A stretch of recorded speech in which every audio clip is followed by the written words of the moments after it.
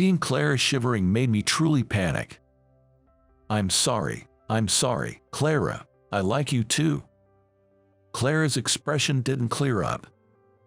Lies. I was at a loss. It's not a lie, I'm really bad at lying. Clara puffed out her cheeks. Then, I think your like and my like are totally different.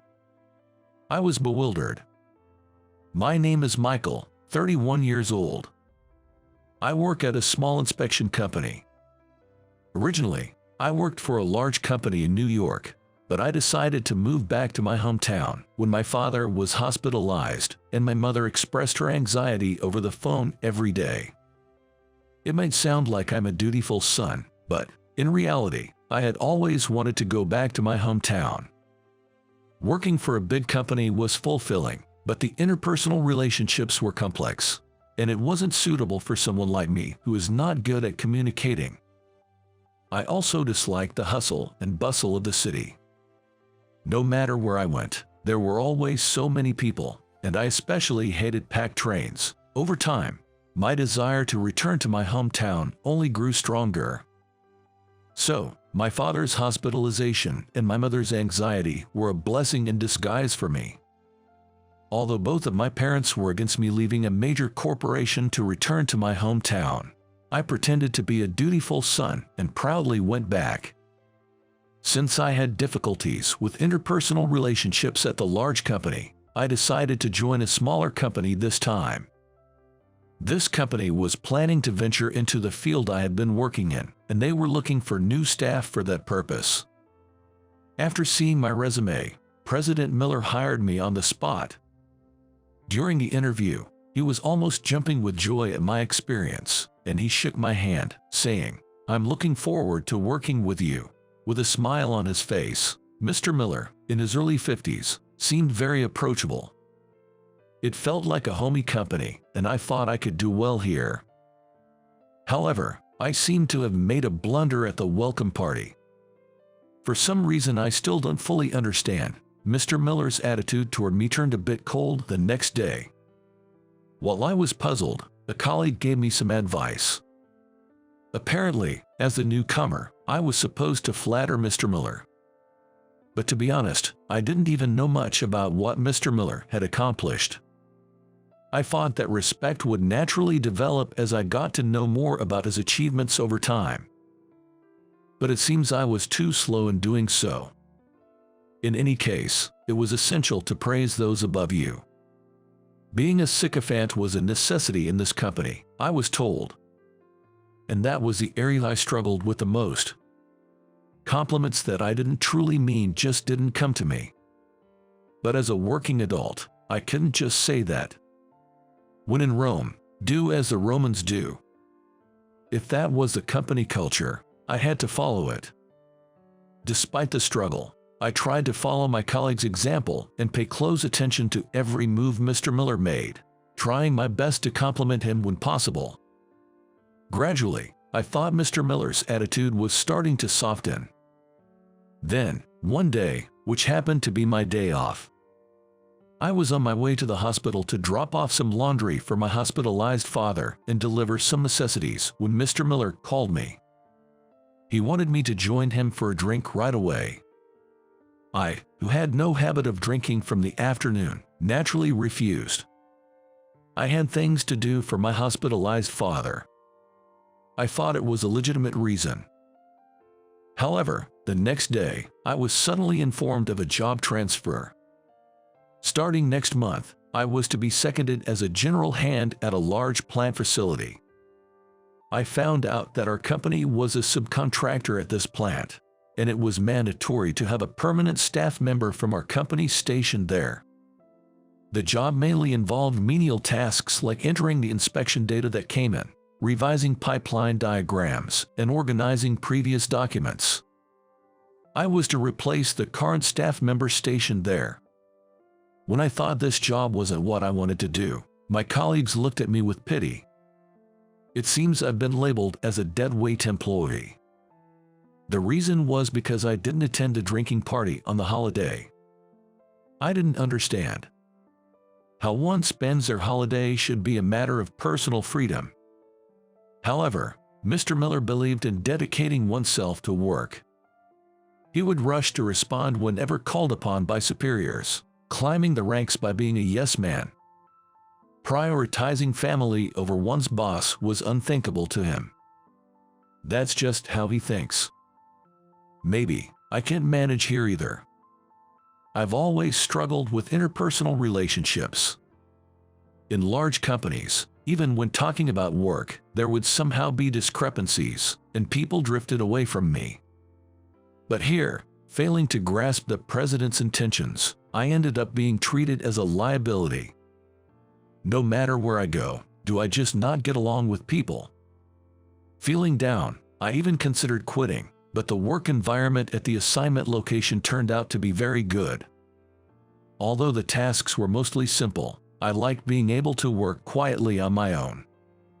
No one expected anything from me, and it didn't matter if the work didn't get done today.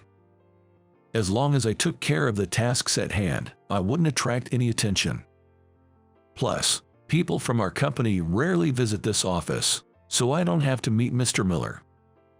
Ever since being treated as a dead weight, there were no invitations to drinking parties. I could manage here. I chose comfort over job satisfaction. Usually, it's a comfortable workplace where I can work quietly on my own, but there are times when this peace is disrupted. During the scheduled maintenance, plant facilities require regular inspections and repairs. All equipment operations are halted during this time.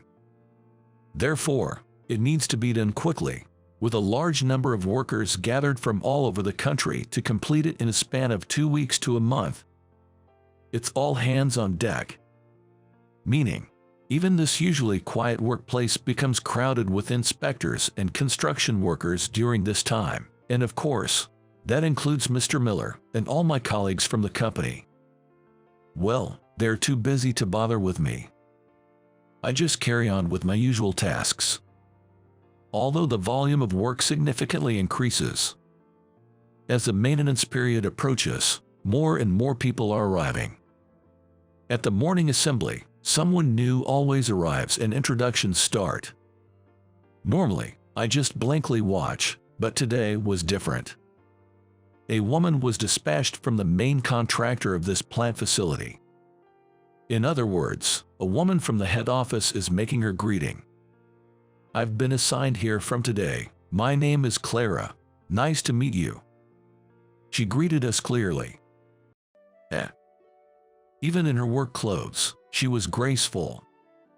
Her eyes were sharp and double-lidded, and her high nose bridge and slightly long face were beautiful, yet she had an androgynous aura. She was my classmate from my student days. I quietly blended into the crowd, hoping she wouldn't notice me. I don't want her to know I'm here. But, what are you doing in a place like this? After the assembly, as Clara was making her rounds, she found me quite easily. When asked by those around if we knew each other, she nodded. She was my classmate during my technical college days. The surroundings buzzed at her remark. "Hey Michael, you went to a technical college?" Asked by a colleague, I reluctantly nodded. Technical college. A higher educational institution with a high standard where graduating from one gives you an advantage in job hunting, and mentioning it causes a stir. Especially in places like this plant facility, where technical college graduates are highly valued. "Michael, you never seemed like that. You were probably just scraping by with your grades, right?" Clara glared at the teasing colleague. "What are you talking about? This guy?" I shook my head vigorously at Clara, who was about to say something. My face must have been pale. Reading my expression, Clara didn't say anything further. That evening, a welcome party was arranged. It was still a day when we could go home on time. I was hastily getting ready to leave when, planning to leave, I was stopped by Clara. When I hesitantly nodded, she gave me a forceful smile, saying, You're coming to the welcome party, right? I awkwardly shook my head. Why not? Asked with a smile still on her face. I hung my head. I'm not good at it. Clara sighed. It's a rare reunion, and yet you're so cold. With a resigned expression, I murmured an apology. Sorry. Clara exhaled again. But why the menial tasks? I heard about it. You're seconded from a subcontractor company, right? You, of all people, should be. I cut off Clara's words. I don't want to stand out. Clara frowned. Still as clumsy at navigating situations as ever, I see. Even though she was blunt, it didn't hurt coming from Clara. Clara was one of the few who understood me during my technical college days. I thought I had an ally today. Well, can't help it. I guess I'll have to suppress the despite being a woman part again today. The phrase Clara hated the most was despite being a woman. We were comrades in a technical college department with few women, but she would get instantly upset when someone said despite being a woman. She lived her life with too much to prove. I placed a hand on Clara's shoulder. You're tensing up. At my words, Clara took a deep breath. Brings back memories. You often calm me down like this. Clara, now relaxed, seemed a bit cuter. I understand you don't want to stand out, but secretly help me out when I'm in trouble, okay? Smiled at by the now cuter Clara, I nodded sincerely. Of course, just say the word, secretly, though. We both chuckled, and I went on my way home, while Clara headed to the bar where the welcome party was being held. On my way home, I reminisced about my technical college days.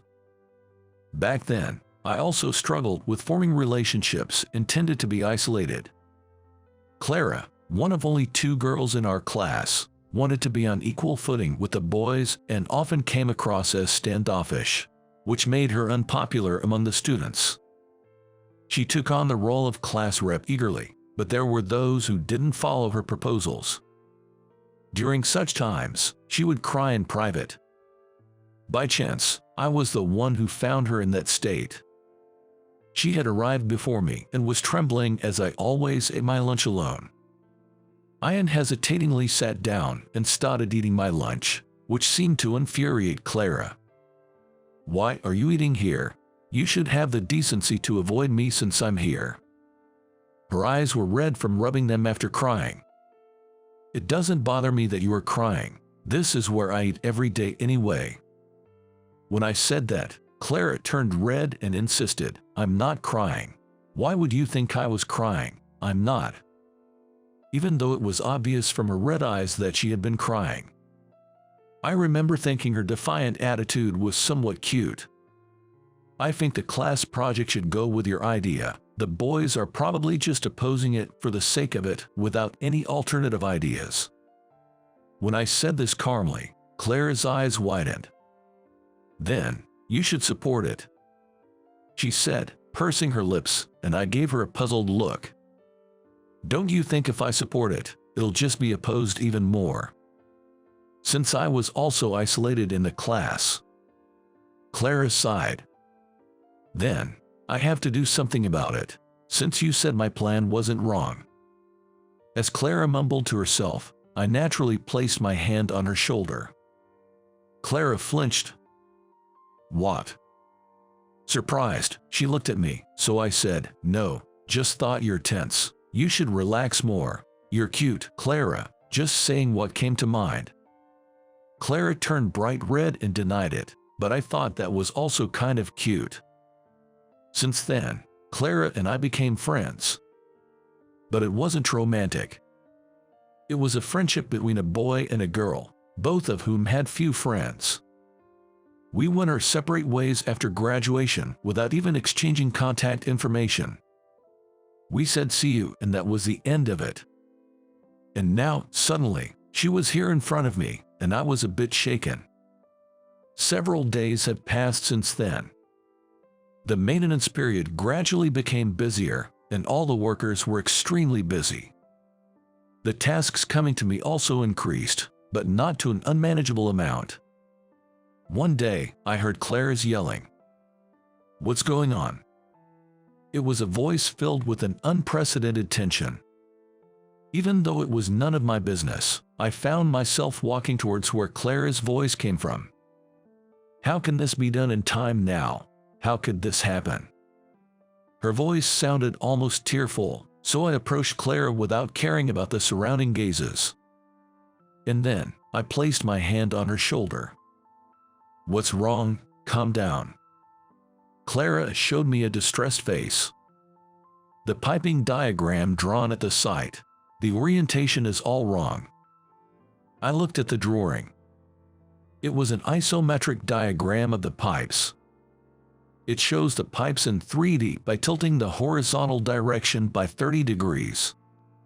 Usually, in this site, the upper right diagonal represents north, but this specification required the upper left diagonal to be north. It's already, a huge amount has been drawn.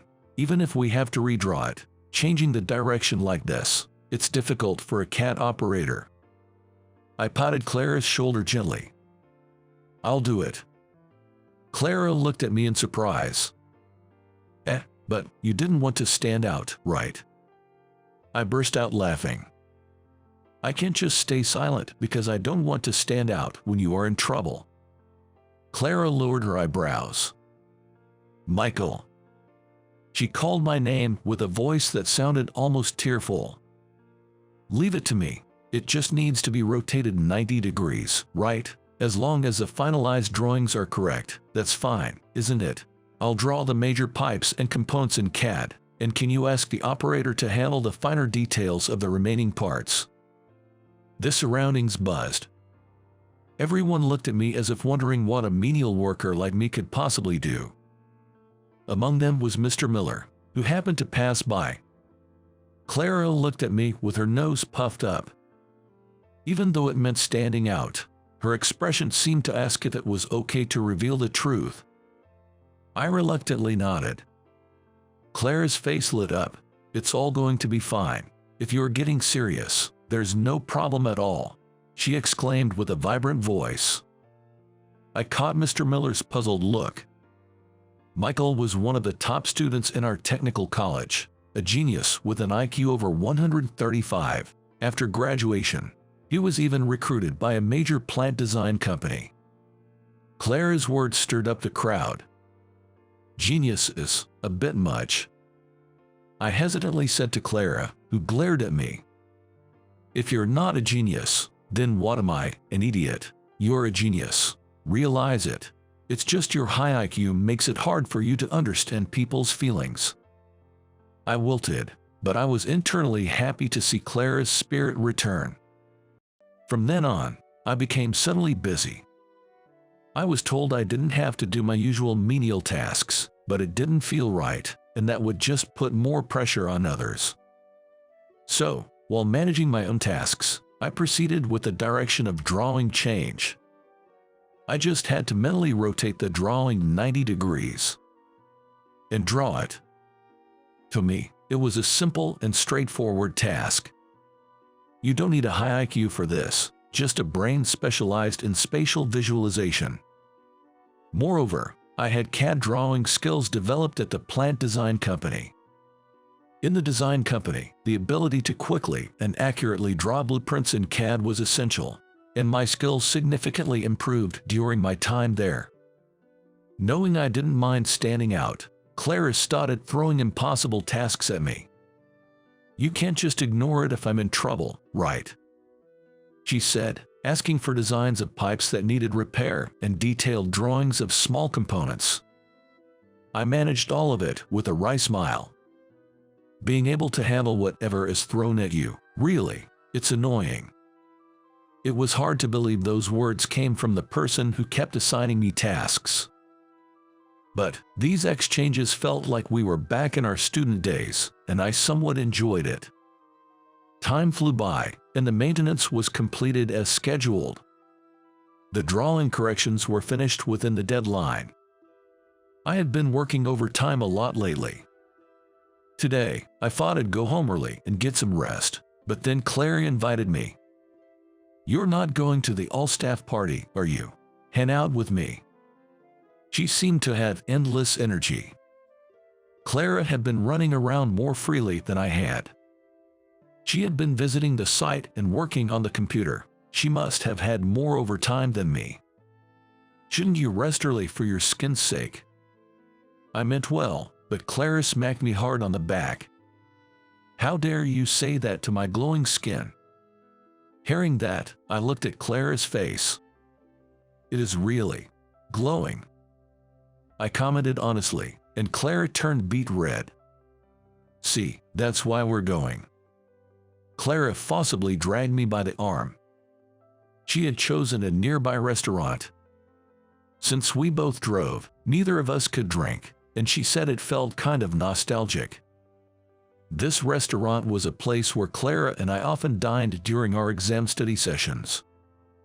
Although it wasn't the exact branch we used to frequent, this chain had the same interior and menu everywhere, so any location felt nostalgic.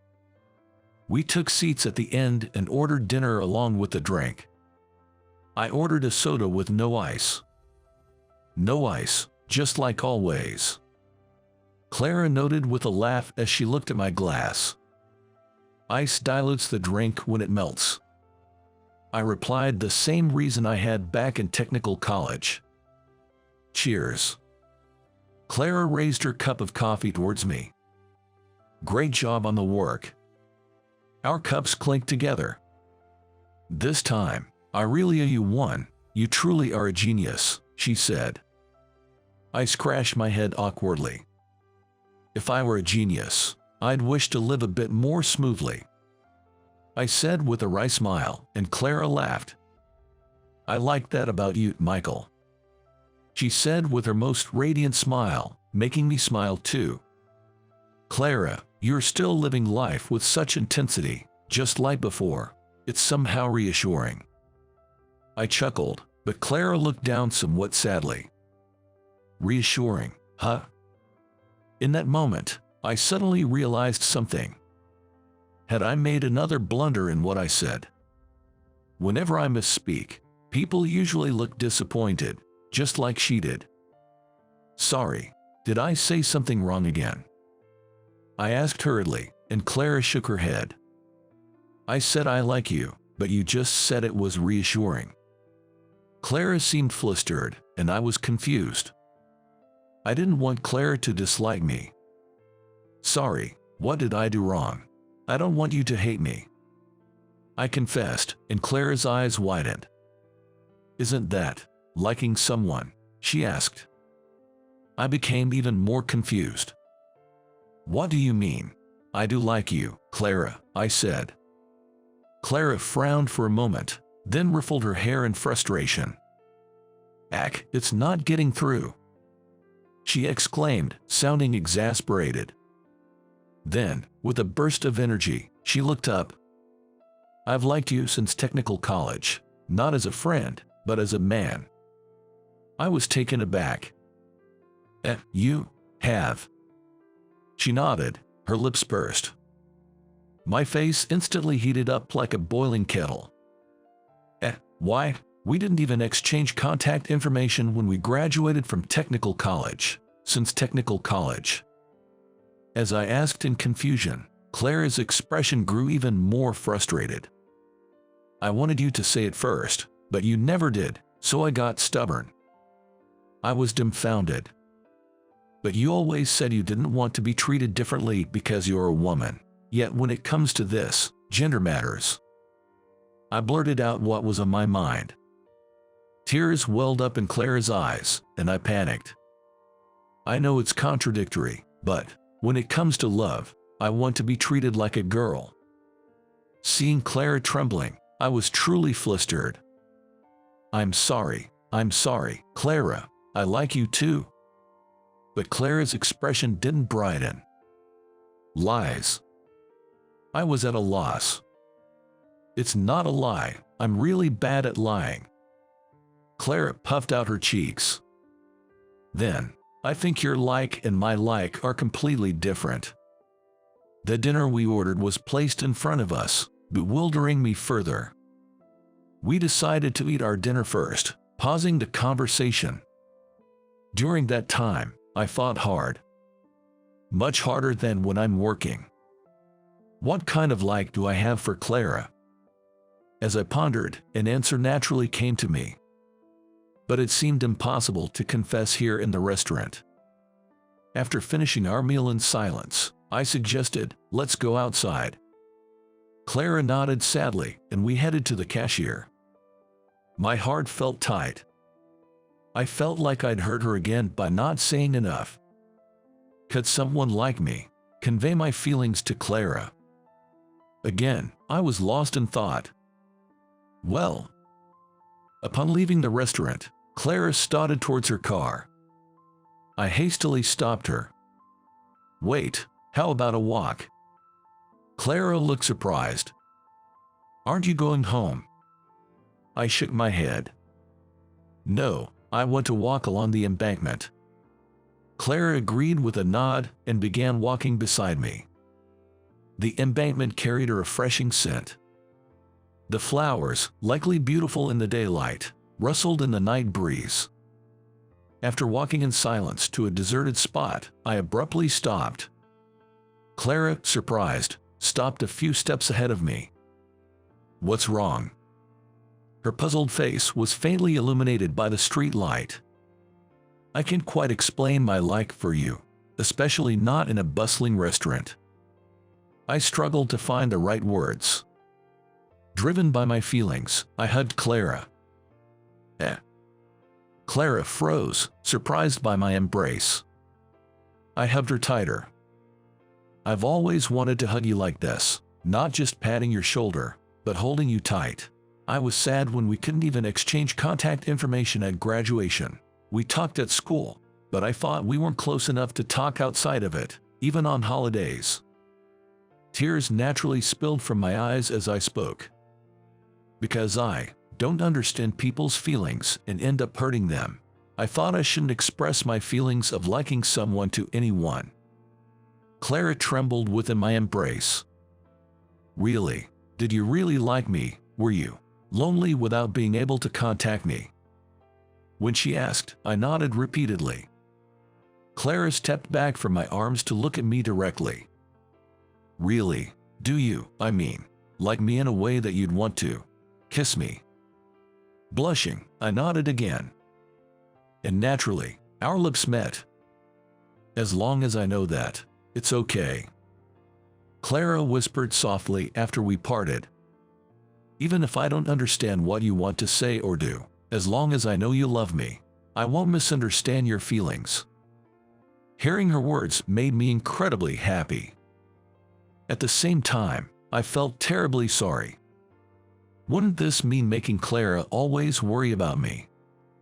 Clara laughed, as if to dispel my fears. When you said let's leave the restaurant, was it because you couldn't hug me there? And the like you casually mentioned meant I love you, right? I vigorously nodded. If I'm confident that I'm loved, I won't misunderstand. So, will you love me? Will you always love me? I hugged Clara with all my might. Yes, I love you so much, Clara. I love you. From the very first conversation we had in technical college, I've always found her adorable and dear to me. I would have done anything for Clara. To have the person I love in my arms was an indescribably happy feeling. It was an emotion I was experiencing for the first time in my life. Years later, Clara and I are enjoying peaceful days. After the maintenance period, there was a headhunting offer for me from Clara's superior. Since my father's health had stabilized, I returned to New York. There, I was given a job that utilized my unique skills, and I led a fulfilling life. Clara and I continued our relationship smoothly and got married. However, I could never get used to the hustle and bustle of the city. Being part of a company meant inevitable transfers and business trips, leading to an unsettled life. So, we decided to start a small design office in our hometown. Of course, Clara is the president. I wouldn't be suited for that role. Can I take this job? It might be a bit of an overwork, but... Looking at the specifications Clara handed me, I nodded. Yeah, it's fine.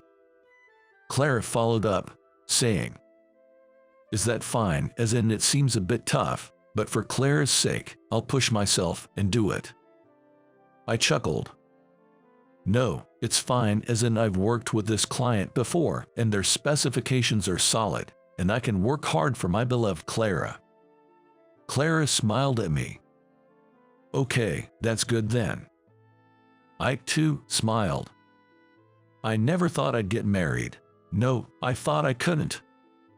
I couldn't imagine making someone else happy. But Clara is still smiling beside me today. Honestly, I think I'm a burden to her. Living a life constantly considering my feelings, I sometimes wonder if it's really okay. But Clara is still smiling beside me. I just need to believe in this smile. I smiled back at Clara and renewed my vow to love her for the rest of my life.